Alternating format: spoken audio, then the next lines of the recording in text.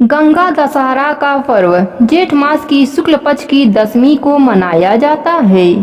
जेठ शुक्ल दशमी की यह तिथि घोर पापों को नष्ट करने वाली मानी गई है। हस्त नक्षत्र में बुधवार के दिन गंगा अवतरण हुआ था, इसलिए यह तिथि अधिक महत्वपूर्ण है।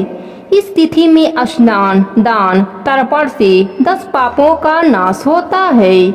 इस दिन गंगा में स्नान का विशेष महत्व है। गंगा स्नान से व्यक्ति के सारे पापों का नाश हो जाता है।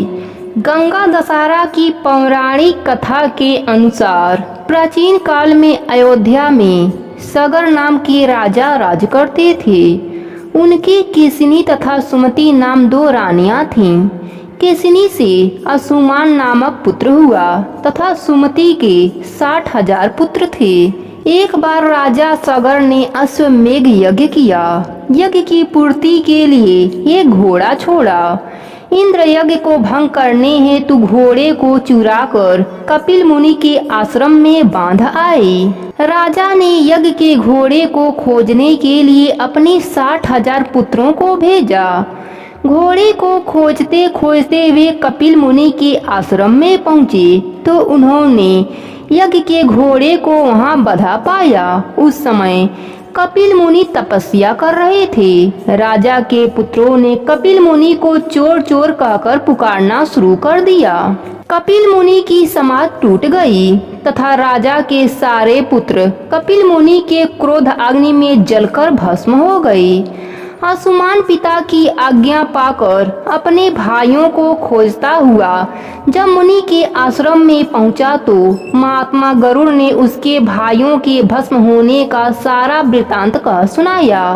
गरुड़ जी ने अंशुमान को यह भी बताया कि यदि इनकी मुक्ति चाहते हो तो गंगा जी को स्वर्ग से धरती पर लाना होगा। इस समय अश्व को ले जाकर अपने पिता के यज्ञ को पूर्ण कराओ। इसके बाद गंगा को पृथ्वी पर लाने का कार्य करना। अंशुमान ने घोड़े सहित यज्ञ मंडप में पहुंचकर राजा सगर से सब वृतांत का सुनाया। महाराज सगर की मृत्यु के पश्चात अंशुमान ने गंगा जी को पृथ्वी पर लाने के लिए तप किया, परंतु वह असफल रहे। इसके बाद उनके पुत्र दिलीप ने भी तपस्या की, परंतु वह भी असफल रहे। अंत में दिलीप के पुत्र भगीरथ ने गंगा जी को पृथ्वी पर लाने के लिए गोकर्ण तीर्थ में जाकर कठोर तपस्या की। तपस्या करते करते कई वर्ष बीत गए। तब ब्रह्मा जी प्रसन्न हुए तथा गंगा जी को पृथ्वी लोक पर ले जाने का वरदान दिया। अब समस्या यह थी कि ब्रह्मा जी के कमंडल से छूटने के बाद गंगा के वेग को पृथ्वी पर कौन संभालेगा। ब्रह्मा जी ने यह बताया कि भूलोक में भगवान शंकर के अतिरिक्त किसी में यह शक्ति नहीं है जो गंगा के वेग को संभाल सके। इसलिए उचित यह है कि गंगा का वेग संभालने के लिए भगवान शिव से अनुग्रह किया जाए। महाराज भगीरथ एक अंगूठे पर खड़े होकर भगवान शंकर की आराधना करने लगे। उनकी कठोर तपस्या से प्रसन्न होकर शिव जी गंगा को अपने जटाओं में संभालने के लिए तैयार हो गए। गंगा जी सब देवलोक से पृथ्वी की ओर बढ़ी तो शिव जी ने गंगा जी के धारा को अपनी जटाओं में समेट लिया।